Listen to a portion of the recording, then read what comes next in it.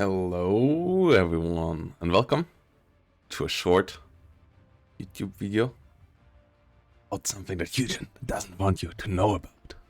And that one is the Kostritsa tactical map. A map that was not in any of the patch notes. I mean, they told us that there was a project about this, but I'm pretty sure it was shelved.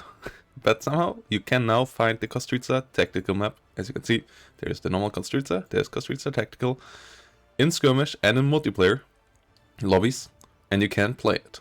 And on first look, it looks the same, as they didn't even change the picture. It is not a fully finished map, but the idea behind it I really like, and I wish Eugen would have followed it up a bit deeper, as the thing about this map is it has some Normandy 44 vibes. As you can see, it puts your starting income down to 500, the income factor I put in, because we played this map as a 4v4, which is not quite how it's intended to be played, but we played it as a 4v4 yesterday, and I will show you how it looked like in that 4v4. And here we are, and as you can see, it's the familiar Kostritsa, but it's smaller, and it only has 6 flags, and it gives you some real Normandy 44 vibes, because yeah, once you capture the flags, it ticks faster than normal, so it's kind of like a 52 point advantage in Steel Division Normandy. It's a bit different, and that obviously these flags are quite deep, and I would have loved if they would just do it in the Normandy way on these maps. But the really fun part is playing them tactical. Like, overall, playing all maps tactical is actually fun, and you should maybe try it out. Like, for example, playing a 1v1 map as a 2v2 with half income, half starting income, and go with that. It's quite funny, it's quite enjoyable.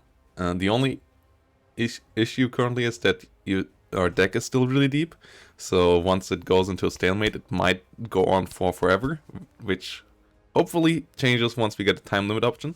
Then tacticals might actually become really, really fun.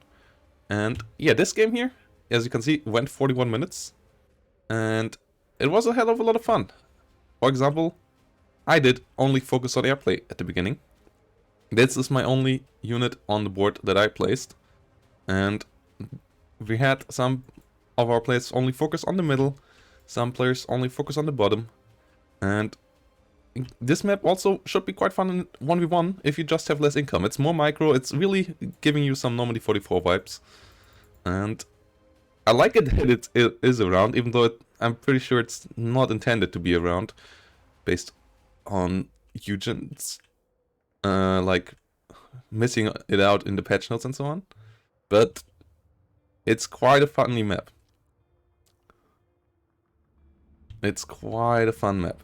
And yeah, here you can see, I brought in the Hurricanes, I brought in the IL-2KR. We also have a Mosquito recon plane and a Spitfire recon plane. But the enemy already brought in a Panther. And that's, like in a normal game, a Panther with 750 points is annoying, but you have something against it. But in this game, as you can see, the maximum we had was a 6-pounder, because affording something like that can kill a Panther takes a while if you only have half income. Sadly, there's no option to go below half income, like 1/4 income is not an option. Otherwise, we would have loved to play with that. So, in the end, this map will be quite packed with stuff. And the performance on this map is also not perfect, as also there are some glitches. For example, the line of sight up here is not perfect. Like, even though the tree line stops here, it's still line of sight blockers and so on. There's no road over here, unlike on the normal Kostritsa and so on. So it's not fully optimized. As I said, it was a work in progress map that was not supposed to be launched like this. But still, it is a nice show of what could be, and of how much fun these maps can be. As you can see, enemy went up to 4-2. So now we lose in 60 minutes. So ticks instantly go to double speed, even after you lose 1 flag. We lost 2 flags here, captured 1 flag in the middle though. Got assist 3 up for myself. I focused at the beginning in the north. We had a teammate who focused mostly around artillery play. and so on. And I played a lot of tacticals in Steel Division Normandy, and they were a lot of fun there, and they are still a lot of fun here, and especially on a map that really feels like Normandy. And yes, so some more cuts like this I would really appreciate from Eugen. Some more small maps like this. And everyone else in this lobby also really enjoyed it. Obviously in the end, like, it was just a joke idea, playing a 4v4 on this. It's would have been better to be played as a 3v3 or 2v2 with the income we got. But we just went for the hell of it, having a 4v4 on it. I mean, you could even play a 4v4 with normal income on it and just have a complete clown fiesta on it. As I said, performance seems to be a bit iffy. Maybe it was down to some players having bad PCs, but I would suspect that maybe the map's performance is just not optimized fully. But yeah, now I was focusing down the Flak 36. I was bringing in the IS-2, and the enemy had a real big problem with dealing with an IS-2. Like, the big tanks matter even more in these setups where it takes you like 3 or 4 minutes just to get it out. Like, it was a big investment for me, but it also is a big problem for the enemy. Though they brought out some Rigidas, and Rigidas actually are capable of dealing with IS-2s, so I had to be careful. But down in the south, Yamin did really well, got a really deep push, but then the enemy double teamed on him. And 2 Hungarians were starting to push him back. It was a really fun game. Moke coming around here. Yeah, 2 players focusing around here. One of our players, as you can see, focusing on microing his 4 mortars. Big investment here as well.